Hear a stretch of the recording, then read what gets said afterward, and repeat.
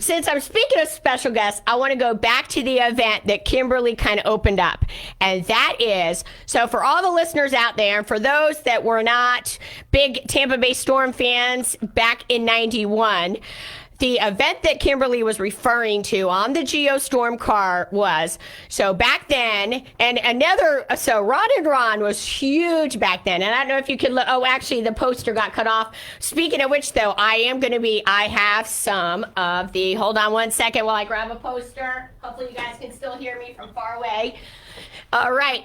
I'm going to be doing poster, Tampa Bay Storm original cheerleader poster giveaways. But as you can see, 95 YNF was one of our big sponsors. And Ron and Ron they were very involved back then. And I did we all did a number of events. But a lot of my events, I always remember, I was always on the Ron and Ron show. And, I thought it would only be fair. I came on to the Ron and Ron show. Ron should have come on to my show, but I couldn't pull him out of retirement. So as much as I wanted to, Ron Diaz wouldn't come, but I'm hoping I can pull some strings soon here and get him on because it would only be fair. But so Ron Diaz and Ron Bennington were doing a giveaway. It was a Geostorm because Tampa Bay Storm, of course. So the big promo was they're giving away a free Geostorm car during the halftime show. And of course, who's going to be on the Geostorm for the halftime show but cheerleaders? So we had two cheerleaders. One was Kimberly, the one who's on the phone with the lightning bolt, and Laura, who's down here, which we haven't been able to get in touch with her, and we've been trying for years. So if anybody knows Laura, please have her contact us on Facebook because we definitely want to connect with her. Actually, any of the Tampa Bay Storm cheerleaders that we haven't connected with, please reach out to us. But so back to the incident. So Ron Diaz and Ron Bennington were driving the Geostorm car at the stadium inside the now Tropicana, but at the time, the Suncoast Dome, and Kimberly, and we're like, woo, or they were like with their pom-poms, and it was so cool. And like I said, think about this, 40,000 people are watching. Like everything we did, the spotlights, they would announce us. It was such a production, and it really was an adrenaline rush, wasn't it, guys? It was. Yeah, I would like to say how I ended up on that storm. Okay. Geostorm. Yeah, we don't know that, but so now I got to do the grand finale. So they're there, the entire stadium, woo, they're watching and cheering them on for whoever wins the Geostorm with their pom-poms. And Ron take a quick turn. I don't know what they were thinking, though, because honestly, how are you supposed to stay on the car? And it's only funny because you did not get hurt. I got to tell you, how you landed, you landed on your feet. You flew. No, here's what happened. I ran. I slid off, and then I ran it out, okay? I took a dive on the turf and slid the rest of the way, okay? Never did I drop my pom-pom. Yeah, see? Look at that. You are a champion, okay? Then I jumped up with my pom-poms, okay? And I walked over. As I jumped up with my pom-poms, the whole audience was quiet. And I remember there was 25,000 people there that night because they had on the streets flashing. And all of a sudden they were quiet, and then there was this boo sound. Like they were booing, not me, but Ron. Because I walked over to the car, and as Ron and Ron had stopped, and I told them, get out, because I'm getting in. I'm not getting back on this. and Ron, I don't know who was driving, but they would not, neither of them would get out and get me a seat. Because I guess there's only distance in that thing. I don't know. So then Laura got off the car and she walked with me off the field, and then maybe that's when the booing started. I don't know what happened, but it was pretty bad. And then they had the nerve to call me Crazy Kim after that. What? Well, you know what? They talk about it. No, and I'm like, no. I'm not crazy. Because you were yelling at them? I survived that. I survived. Well, that is the typical Ron and Ron show because I remember, so initially when the storm was going on and they were doing a show and they wanted a Tampa Bay Storm cheerleader, and they said they wanted me to come on air, and I happened to be working, so I was doing the Storm and working full time, and it was crazy, and I remember everybody warned me, no, you don't want to go on the Ron and Ron show. They're going to rip you apart. They're not nice. And I'm like, what are you talking about? So I remember I had to work. I was working in actually off the Courtney Campbell. I managed a restaurant bar out there, and I was right on the water. And so I had to work very late. I was the manager, and I showed up there only on a few hours sleep. I'm like, look, guys, be nice, because I haven't slept. I'm like, and they were very nice. So I have to admit, they were very nice. But yes, now that you're saying that, I think that was definitely part of their show, because they had to keep their character. It was. That was a caricature, but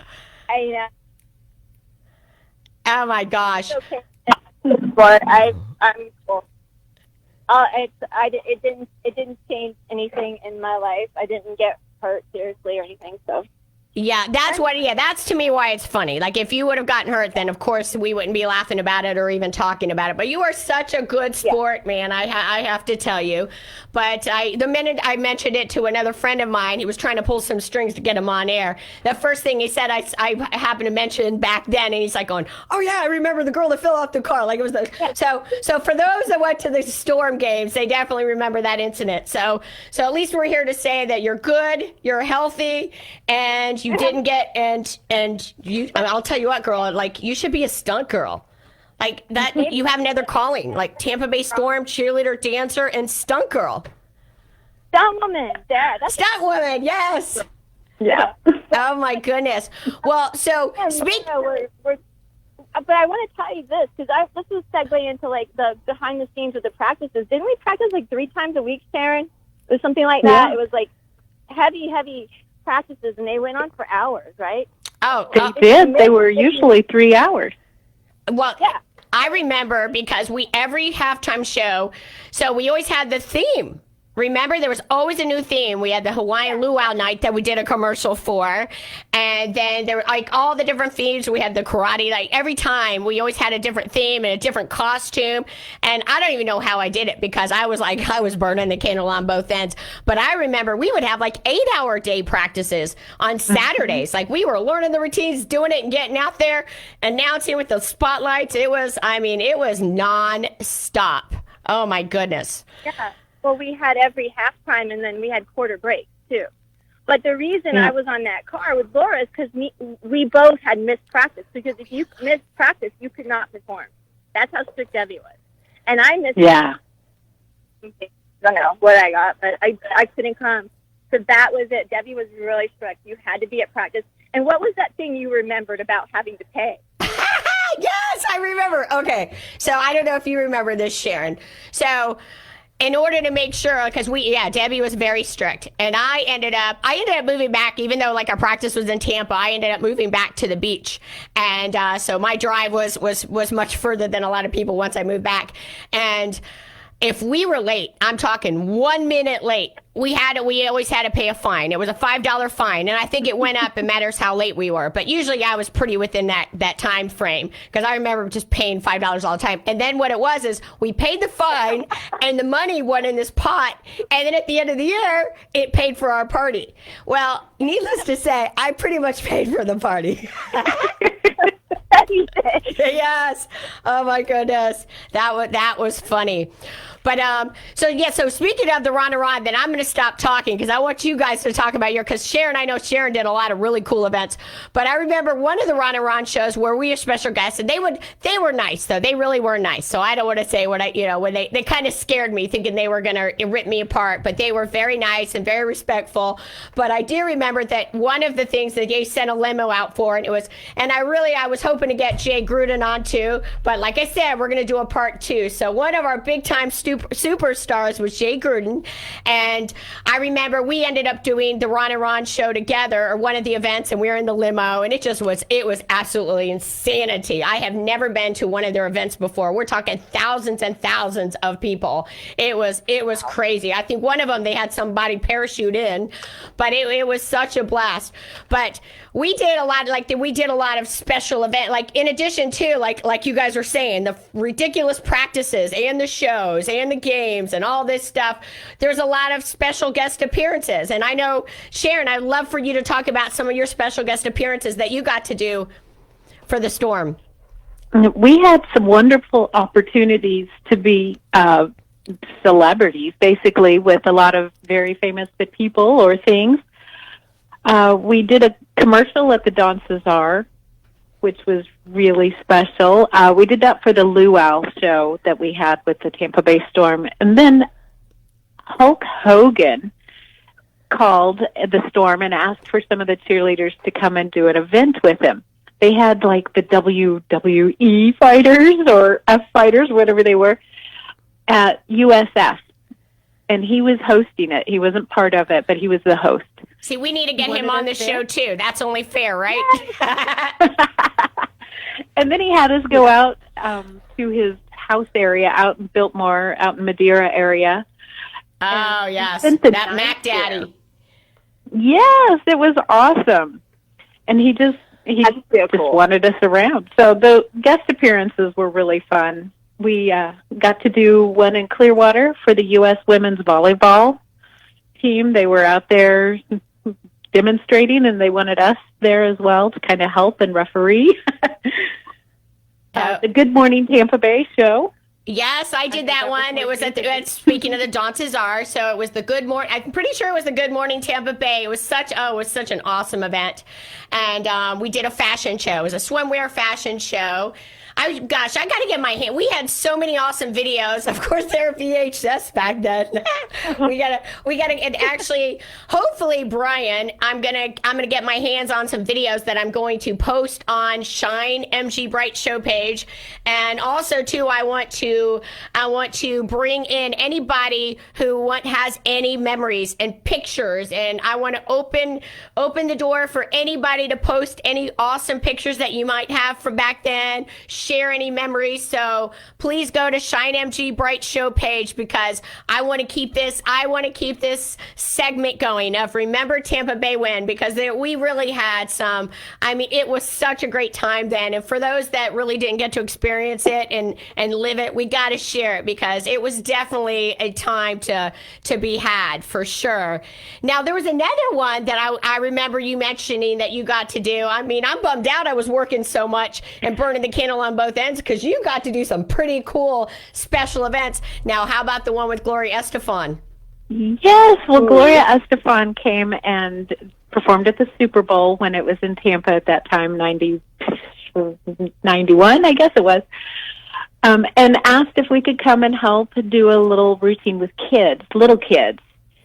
And Debbie had a studio at the time also, so it fit really well. And we wore little Congo uniforms that Debbie had created and did a little show with the kids. And this wasn't at halftime for Super Bowl. It was before the game, out front, as people were coming in. But it was just wonderful to get to experience all of that great stuff. Oh, my gosh. Yes. Holy cow. So do you have a video? Is there a video of that anywhere? I don't, but we might ask Brian. Oh my gosh, yeah. See, I wish we would have had Brian on air to say what it was like following us around with those cameras. we had our own personal videographer at all times, and it got to be a little too much, because I think he kind of showed up in the dressing room when we didn't want him to. Yes. I know there were videos of us chasing them out. They tried. I guess, hey, they tried. But yeah, we had to chase them out. Oh, my goodness. It was awesome. It was a huge room. I remember couches, and then a whole section with lockers, but then another whole section was the bathroom sinks lined up, many sinks with lights for mirror lights, and they, it looked like a Hollywood, get ready. And you were always in the sink. Yes, okay. Kimberly, okay, yes. So for those that are wondering what she means by I was always in the sink, I don't know what it was. I don't know how it began. I think it was back when I was younger, where we used to have these 3 mirrors in my house. So I started getting ready in the sink. So literally, my feet would be in the sink and my butt would be in it, and I would sit in the sink and get ready. Because why? I mean, that's like, who needs a makeup mirror when you can sit in the sink and be right there by the mirror? Yeah, it sounds logical. Oh my goodness. Well, actually, what is so oh my goodness, we had a blast. And yes, Kimberly, so they took care of us at the Suncoast Dome. They literally, we had the Mac Daddy dressing rooms. And you are right. Like, we had a full sitting area, the whole 9 yards. It was absolutely incredible. And oh my God, you know what? We're definitely going to have to do a part 2, because I can't even believe, like, we're already getting close to running out of time. And I definitely want to touch on the Tampa Bay Lightning quickly.